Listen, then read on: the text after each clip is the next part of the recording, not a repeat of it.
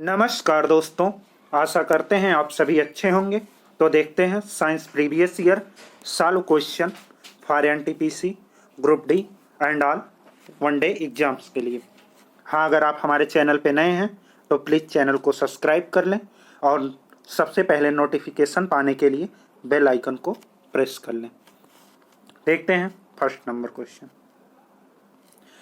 DRDO द्वारा विकसित आकाश है, ऑप्शंस हैं सतह से हवा में मार करने वाली मिसाइल प्रणाली, सतह से सतह पर मार करने वाली मिसाइल प्रणाली, हवा से सतह पर मार करने वाली मिसाइल प्रणाली, कोई मिसाइल प्रणाली नहीं। तो इसका ऑप्शन ए सही है, सतह से हवा में मार करने वाली मिसाइल है। डीआरडीओ द्वारा विकसित आकाश जो है वो आकाश प्रक्षेपास्त्र भारत द्वारा निर्मित मध्यम दूरी की सतह से हवा में मार करने वाली प्रक्षेपास्त्र मिसाइल है। इससे रक्षा अनुसंधान और विकास संगठन द्वारा विकसित किया गया है। मिसाइल प्रणाली विमान को 30 किलोमीटर दूर और 18,000 मीटर की ऊंचाई तक टारगेट कर सकती है। 30 किलोमीटर की दूरी पर और ऊंचाई में 18,000 मीटर की ऊंचाई तक यह टारगेट कर सकती है। देखते हैं डीआरडीओ के बारे में। DRDO defence research and development organisation Bharat की जो है रक्षा से जुड़े अनुसंधान कार्यों के लिए देश की अग्रणी संस्था है। डीआरडीओ यह संगठन जो है भारतीय रक्षा मंत्रालय की एक अनुषंगिक इकाई के रूप में कार्य करता है। इसकी स्थापना जो है 1958 में थल सेना एवं रक्षा विज्ञान संस्थान के तकनीकी विकास विभाग के रूप में की गई थी। थल सेना एवं रक्षा विज्ञान संस्थान के तकनीकी विकास के लिए 1958 में इसकी स्थापना की गई थी। इसका मुख्यालय जो है डीआरडीओ भवन नई दिल्ली में है। एजेंसी कार्यपालक जो हैं इस समय वर्तमान डॉक्टर जी सतीश रेड्डी जी हैं। अभी हाल ही में डीआरडीओ द्वारा स्वदेशी हाइपरसोनिक मिसाइल का परीक्षण किया गया। यह एक मानव रहित स्क्रैमजेट यान है इसकी, जिसमें जो है ध्वनि की गति से 6 गुना अधिक तेजी से चलने की क्षमता है स्क्रैमजेट में। देखते हैं नेक्स्ट क्वेश्चन। ग्लूकोमीटर के बारे में निम्नलिखित में से कौन सा कथन सत्य है, सही है? यह एक चिकित्सा उपकरण है। यह एक गैर चिकित्सा उपकरण है। इसका उपयोग हवा में ऑक्सीजन के स्तर को मापने के लिए किया जाता है। तो इसका ऑप्शन जो है ए सही है। यह एक चिकित्सा उपकरण है। जो है ग्लूकोमीटर से रक्त में उपस्थित शर्करा को, ग्लूकोज की मात्रा को ज्ञात किया जाता है। यह उपकरण जो है मधुमेह रोगियों के लिए अत्यंत लाभकारी है। इसके पहले जब यह नहीं आया था तो इसको ग्लूकोज की मात्रा जो है यूरिन टेस्ट से पता करते थे, यूरिन टेस्ट से। देखते हैं नेक्स्ट क्वेश्चन।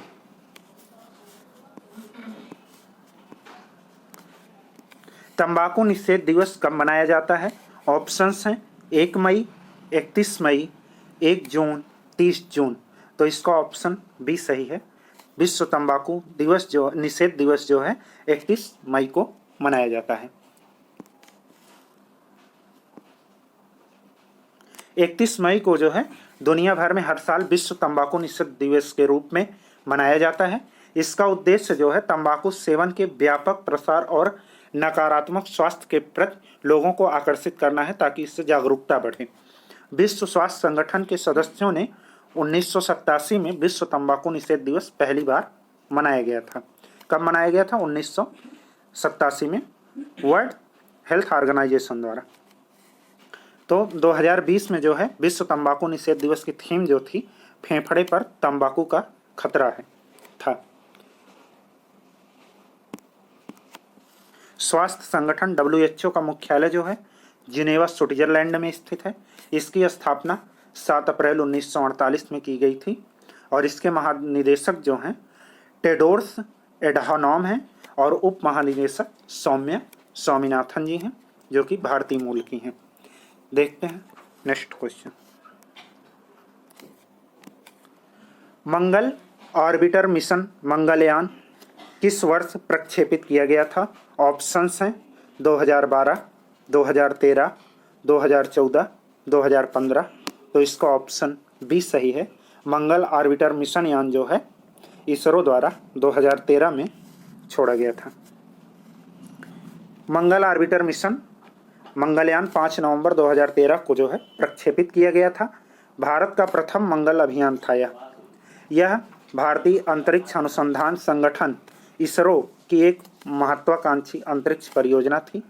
इसको जो है आंध्र प्रदेश स्थित श्रीहरिकोटा सतीश धवन अंतरिक्ष केंद्र से ध्रुवीय उपग्रह प्रक्षेपण यान PSLV polar satellite launch vehicle C-25 के द्वारा सफलतापूर्वक छोड़ा गया था। और इसी के साथ जान लेते हैं इसरो की स्थापना जो है 15 अगस्त 1969 को हुई थी और स्थान जो है बंगलुरु में इसकी स्थान है और इसके अध्यक्ष जो हैं प्रधानमंत्री होते हैं और इसके महानिदेशक जो हैं के सिवान जी हैं। देखते हैं नेक्स्ट क्वेश्चन। जैव प्रौद्योगिकी बायोटेक्नोलॉजी का तात्पर्य है। ऑप्शंस हैं बैक्टीरिया का तकनीकी अध्ययन, शरीर में रसायनों का तकनीकी अध्ययन, शरीर रचना विज्ञान के क्षेत्र में तकनीकी का अध्ययन, औद्योगिक प्रक्रिया में सजीवों का उपयोग। तो इसका ऑप्शन जो है जैव प्रौद्योगिकी जो है यह औद्योगिक प्रक्रिया में सजीवों का उपयोग से संबंधित है, इसका तात्पर्य है। इसके थ्रू जो है लैब में मांस के एक टुकड़े से बड़ा मांस का टुकड़ा बना दिया जाता है या ऐसे काम किए जाते हैं जिसमें सजीवों का औद्योगिक उपयोग हो। जैव प्रौद्योगिकी का तात्पर्य जो है औद्योगिक प्रक्रियाओं में सजीवों का उपयोग करना है। देखते हैं नेक्स्ट क्वेश्चन। यह कथन है किसका है? मानव के लिए यह छोटा सा कदम मानवता के लिए एक बड़ी छलांग है, किसके द्वारा कहा गया है? ऑप्शंस हैं निरंजन संघ, Neil Armstrong, Richard Nixon, John F Kennedy. तो इसका ऑप्शन जो है बी सही है, नील आर्मस्ट्रांग के द्वारा यह कथन कहा गया था जब वो चंद्रमा पर पैर रखे थे। यह कथन जो है नील आर्मस्ट्रांग का है। यह चंद्रमा पर कदम रखने वाले पहले व्यक्ति थे। इन्होंने 1969 में चांद पर पहुंचने के बाद यह कथन कहा था। ये जो है अपोलो 11 अंतरिक्ष यान से गए थे। ये इंपॉर्टेंट है, अपोलो 11 अंतरिक्ष यान से गए थे। देखते हैं नेक्स्ट क्वेश्चन। एजेंटों में कौन सा पेयजल की शुद्धिकरण के लिए अच्छा है? ऑप्शंस हैं उत्प्रेरक एजेंट, अपचायक agent, sterilizing agent, oxidizing agent. तो इसका ऑप्शन जो है डी सही है, ऑक्सीडाइजिंग एजेंट जो है यह पानी की शोधन के लिए एक उत्तम तरीका है। ऑक्सीडाइजिंग एजेंट द्वारा जो है पेयजल की शुद्धिकरण के लिए सबसे अच्छा है। इससे जल में उपस्थित अशुद्धियों को हटाया जाता है जो मानव स्वास्थ्य के लिए हानिकारक हैं, जैसे आर्सेनिक, फ्लोराइड, लेड आदि को ऑक्सीडाइजिंग क्रिया द्वारा हटा दिया जाता है। देखते हैं नेक्स्ट क्वेश्चन। ऊंचाई पर उड़ते हुए विमान के केबिन के अंदर का दाब होता है। इसका ऑप्शंस हैं बाहर से कम, बाहर के समान, बाहर की तुलना में अधिक, समुद्र तल पर सामान्य वायुमंडलीय दाब। तो इसमें ऑप्शन जो है आपका सी सही है कि बाहर की तुलना में अधिक होता है। ऊंचाई पर उड़ते हुए विमान का वायुदाब केबिन का जो होता है वो बाहर की तुलना में अधिक होता है। जब पृथ्वी की सतह से ऊपर जाने पर वायुमंडलीय दाब कम होता है, इसलिए विमान के इंजन के नीचे जो है टरबाइन लगाए जाते हैं जो ऊपर वायुमंडल में व्याप्त ऑक्सीजन को अंदर लेकर उसको ठंडा करके केबिन में भेज देते हैं। वायुयान में जो है ऑक्सीजन सिलेंडर का यूज नहीं किया जाता, उससे वायुदाब जो है बढ़ाया जाता है अंदर का। नहीं तो सर चकराना, मुंह नाक से खून आना, ये सब, हाथ पैर का कांपना, ये सब समस्याएं होने लगेंगी अगर वायुदाब कम होगा। और इसीलिए पहाड़ों पर जो है खाना बनाना कठिन होता है क्योंकि वहाँ वायुदाब कम हो जाता है, खाना लेट पकता है। और वायुदाब जब विमान रनवे पे होता है इसलिए विमान यात्री को फाउंटेन पेन की स्याही हटाने को कहा जाता है, क्योंकि ऊपर जब वायुदाब कम होता है तो पेन की स्याही बाहर निकल जाती है, इससे कपड़ा खराब हो सकता है। देखते हैं नेक्स्ट क्वेश्चन। निम्नलिखित में से कौन सा कैंसर का कारण नहीं है? ऑप्शंस हैं पर्यावरणीय कारक, अनुवांशिक उत्परिवर्तन, अनुवांशिक संशोधन, ट्रांसमिशन। तो इसका ऑप्शन जो है डी सही है, ट्रांसमिशन जो है ये कैंसर का कारण नहीं है। पर्यावरणीय कारक है, आनुवंशिक परिवर्तन भी है। कैंसर जो है आनुवंशिक बीमारी है और आनुवंशिक संशोधन भी है। ट्रांसमिशन जो है ये कैंसर का कारण नहीं है। सेल के अनियंत्रित वृद्धि से कैंसर होता है। कैंसर बनने के पीरियड को लेटेंट पीरियड कहते हैं। इसके उपचार में जो है कोबाल्ट 60 का उपयोग किया जाता है और इसको पता करने के लिए बायोप्सी जांच की जाती है। देखते हैं नेक्स्ट क्वेश्चन। एक गतिशील वस्तु अनिवार्य रूप से प्राप्त करती है। ऑप्शंस हैं स्थितिज ऊर्जा, गतिज ऊर्जा, ताप ऊर्जा, यांत्रिक ऊर्जा। तो इसका ऑप्शन जो है बी सही है, गतिज ऊर्जा। एक गतिशील वस्तु जो है वो गतिज ऊर्जा प्राप्त करती है।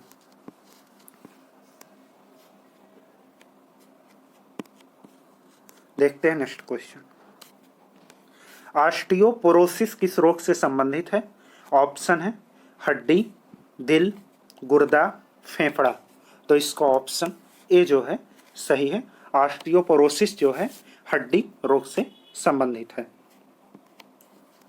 ऑस्टियोपोरोसिस रोग जो है ये इसे अस्थि सुशिरता के नाम से जाना जाता है। इस बीमारी में जो है अस्थियां कमजोर और नाजुक हो जाती हैं। इस रोग का कारण जो है विटामिन डी की कमी होती है। विटामिन डी का रासायनिक नाम इम्पॉर्टेंट है, कैल्सीफेराल होता है, कैल्सीफेराल है।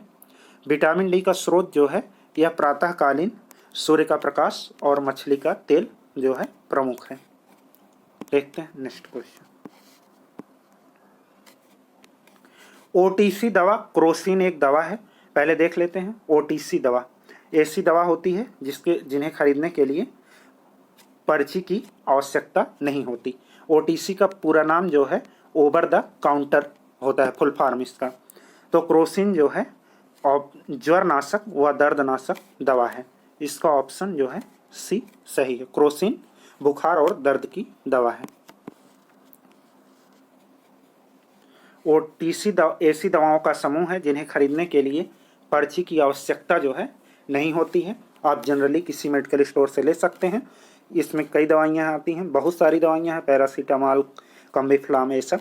क्रोसिन मानव शरीर का तापमान जो है 37 डिग्री सेल्सियस से अधिक होने पर बुखार होता है।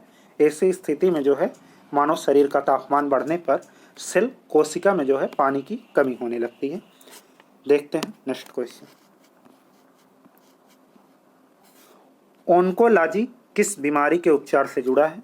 ऑप्शन है अस्थि सुश्रुता, मधुमेह, वृक्क संबंधी रोग, कैंसर। तो इसका ऑप्शन जो है डी सही है, कैंसर के। ऑन्कोलॉजी जो है यह विज्ञान की एक शाखा है जिसके अंतर्गत हम कैंसर के बारे में अध्ययन करते हैं।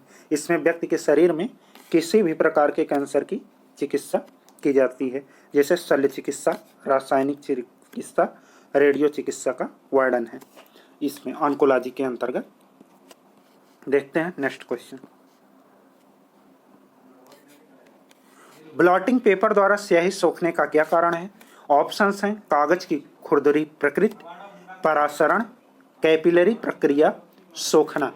तो इसका ऑप्शन जो है सी सही है, कैपिलरी प्रक्रिया।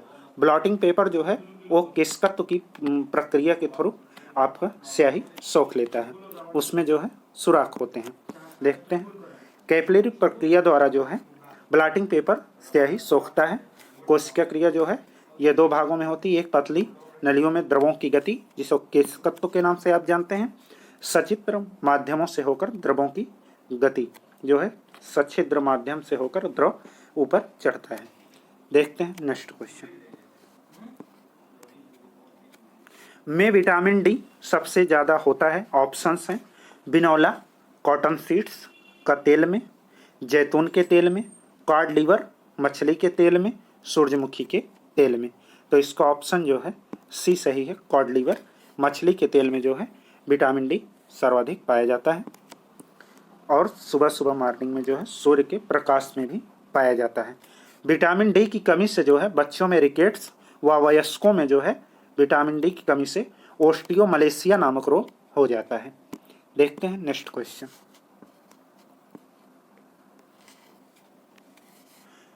उपस्थिति के कारण हमें गंध महसूस होता है, जिससे हमें एलपीजी सिलेंडर लीक होने का पता चलता है। ऑप्शंस हैं नाइट्रोजन पेरोऑक्साइड, कार्बन मोनोऑक्साइड, सल्फर यौगिक, कार्बन डाइऑक्साइड। तो इसका ऑप्शन जो है सी सही है। एलपीजी में जो है सल्फर यौगिक की उपस्थिति के कारण सिलेंडर लीक होने का हमें पता चलता है।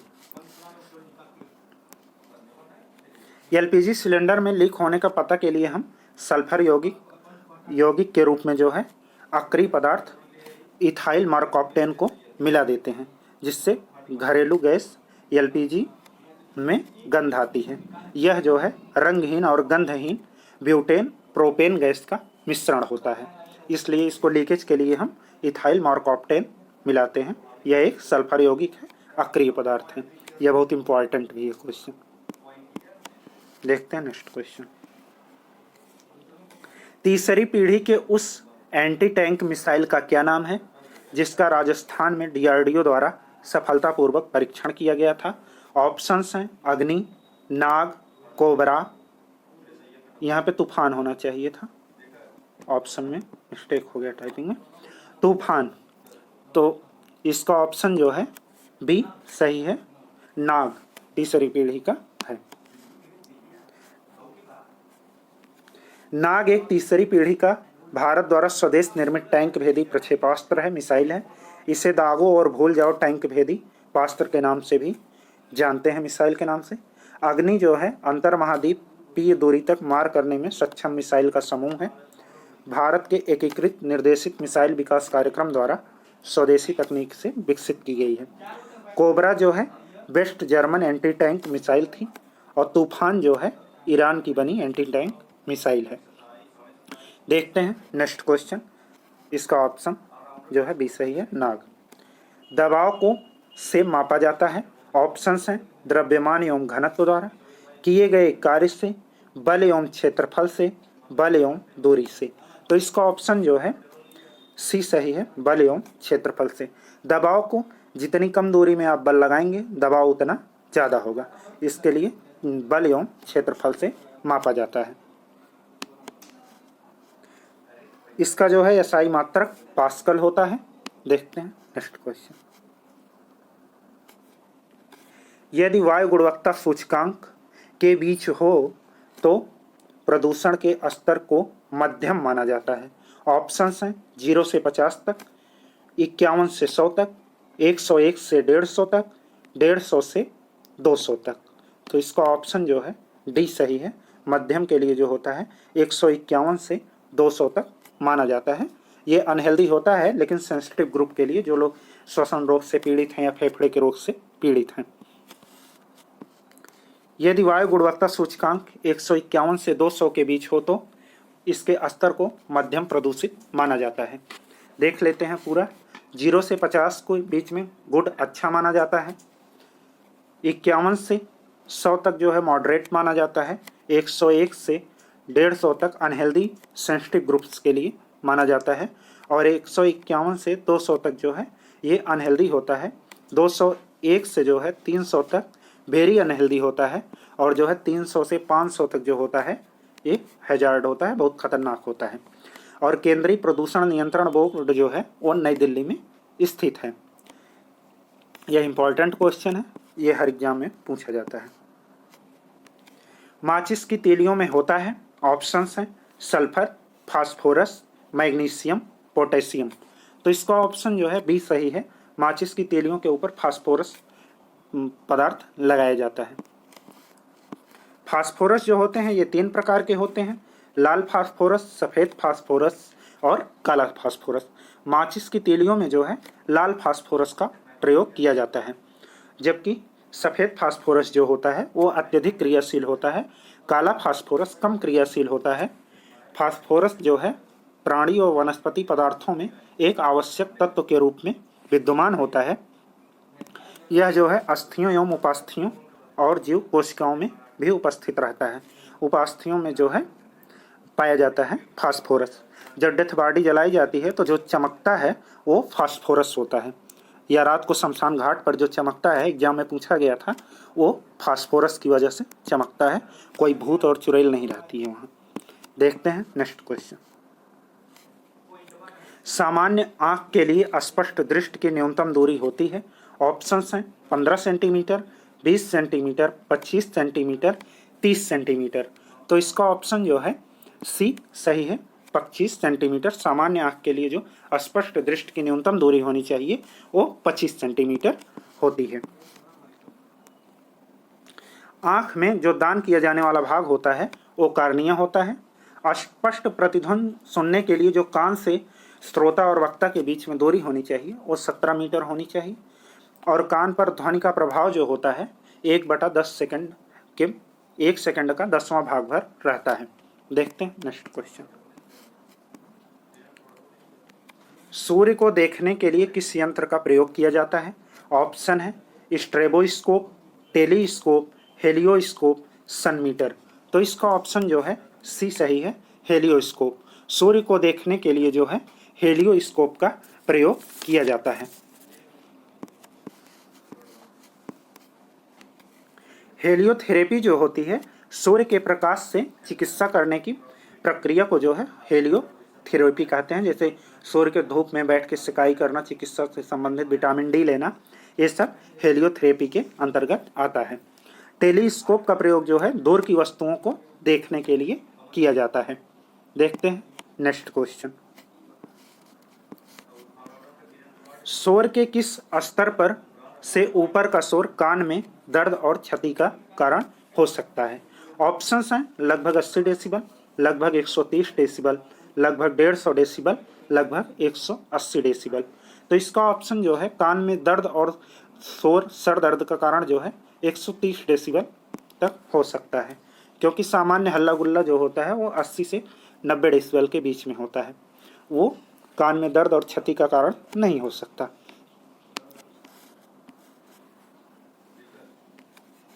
साधारण नॉर्मल में आदमी में बातचीत करने में जो है 30 से 35 डेसिबल की होती है। सामान्य मनुष्य जो है 80 डेसिबल से अधिक की ध्वनि को असहज होने लगता है। और वहीं 150 डेसिबल से अधिक शोर जो है मानव के लिए आत्मघाती हो सकती है।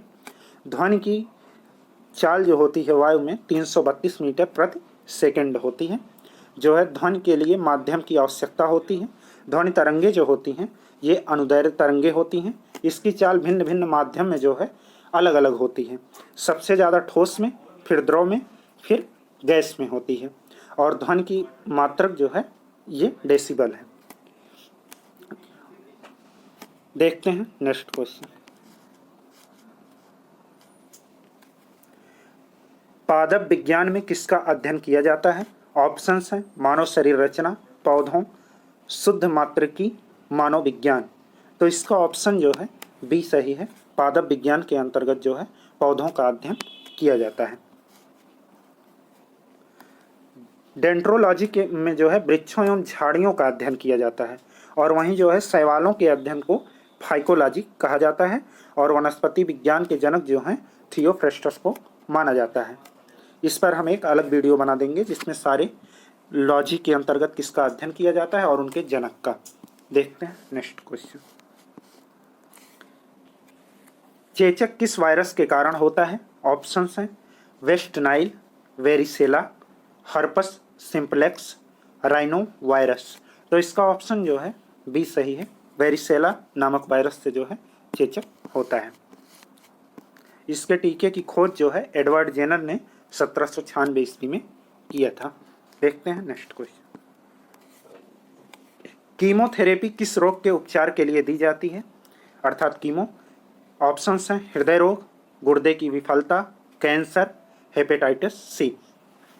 तो इसमें ऑप्शन सी सही है, कैंसर के लिए के इलाज में कीमोथेरेपी पद्धति का उपयोग किया जाता है। कीमोथेरेपी में जो है इलेक्ट्रिक शॉट द्वारा जो है रोगग्रस्त सेल को नष्ट करने का प्रयास किया जाता है। कैंसर कोशिकाओं में अनियंत्रित वृद्धि के कारण होता है और कैंसर की जांच के लिए जो है बायोप्सी जांच की जाती है। इसके उपचार में जो है कोबाल्ट 60 का प्रयोग किया जाता है और कैंसर के उपचार के लिए जो है रेडियोथेरेपी का भी इस्तेमाल किया जाता है। देखते हैं नेक्स्ट क्वेश्चन। वायु प्रदूषण के संबंध में पीएम का तात्पर्य है, ऑप्शन ए है प्रदूषक पदार्थ, खार जलाने वाला पदार्थ, कणकीय पदार्थ, परासरण पदार्थ। तो इसका ऑप्शन जो है सी सही है, पार्टिकुलेट मैटर, कणकीय पदार्थ। पीएम का तात्पर्य जो है वायु प्रदूषण के संबंध में पीएम का तात्पर्य जो है कणकीय पदार्थ है, पार्टिकुलेट मैटर। इससे वायु में प्रदूषण की जांच में सहयोग मिलता है। देखते हैं नेक्स्ट क्वेश्चन। निम्नलिखित में से किसका प्रयोग खाना बनाने के लिए किया जाता है? ऑप्शंस हैं द्रवीकृत प्राकृतिक गैस, संपीड़ित प्राकृतिक गैस, द्रवीकृत पेट्रोलियम गैस, संपीड़ित पेट्रोलियम गैस। तो इसका ऑप्शन जो है सी सही है, द्रवीकृत पेट्रोलियम गैस। खाना पकाने के लिए जो है लिक्विड प्रेशराइज पेट्रोलियम गैस का प्रयोग किया जाता है। यह रंगहीन व गंधहीन गैस प्रोपेन व ब्यूटेन का मिश्रण होता है। इसमें सल्फर यौगिक मिथाइल मार्कोप्टेन गंधक के रूप में मिलाया जाता है। यह मिथाइल मार्कोप्टेन अक्रिय पदार्थ होता है। देखते हैं नेक्स्ट क्वेश्चन। ऑडियो हेडफोन की सबसे पहली जोड़ी 1910 में किसके द्वारा बनाई गई थी? ऑप्शंस हैं Humphry Davy, Nathaniel Wardwin, Michael Faraday, John Coss. तो इसका ऑप्शन बी सही है, नथानिएल वार्डविन के द्वारा जो है ऑडियो हेडफोन की सबसे पहली जोड़ी 1910 में बनाई गई थी। इससे आवाज़ को सुनने में अधिक स्पष्टता आती है। ऑडियो हेडफोन जो है 15 से 20 डेसिबल की ध्वनि उत्पन्न करता है। सेफ्टी लैंप का आविष्कार हम्फ्री डेवी ने किया था और वहीं माइकल फेराडे ने विद्युत चुंबकीय प्रेरण का सिद्धांत दिया था। यह भी इम्पोर्टेंट है, माइकल फेराडे ने विद्युत चुंबकीय प्रेरण का सिद्धांत दिया था। देखते हैं नेक्स्ट क्वेश्चन, आज का लास्ट क्वेश्चन। निम्नलिखित में से कौन सा प्राकृतिक ब्लीचिंग एजेंट नहीं है? ऑप्शंस हैं नींबू, शिमला मिर्च, आलू, टमाटर। तो इसमें जो है ऑप्शन बी आपका सही है, शिमला मिर्च जो है नेचुरल ब्लीचिंग एजेंट नहीं है। ब्लीचिंग एजेंट वो होते हैं जिनसे हम त्वचा पर उगे हुए बाल और रूखापन को दूर करने की सहायता से करते हैं, रूखापन दूर करने का लिए प्रयोग करते हैं। इसके लिए हम आलू, टमाटर, नींबू का उपयोग किया जाता है, लेकिन इसके लिए जो है शिमला मिर्च का उपयोग नेचुरल ब्यूटी प्रोडक्ट बनाने में नहीं किया जाता है, जबकि आंवला, एलोवेरा ये सब का उपयोग किया जाता है, दही ये सब का प्रयोग किया जाता है। शिमला मिर्च और मिर्च का उपयोग जो है नेचुरल ब्यूटी के रूप में, ब्लीचिंग एजेंट के रूप में नहीं किया जाता है। तो ये सेशन आज का हमारा यहीं समाप्त हुआ। आपको हमारा ये वीडियो अच्छा लगे, बेनिफिशियल लगे तो हमारे चैनल को सब्सक्राइब और वीडियो को लाइक शेयर करना ना भूलें। इसी तरह पढ़ते रहें, मस्त रहें। हाँ, आप PDF के लिए हमारा टेलीग्राम चैनल ज्वाइन कर लें, लिंक जो है डिस्क्रिप्शन बॉक्स में दिया गया है। इसी तरह पढ़ते रहें, मस्त रहें। धन्यवाद।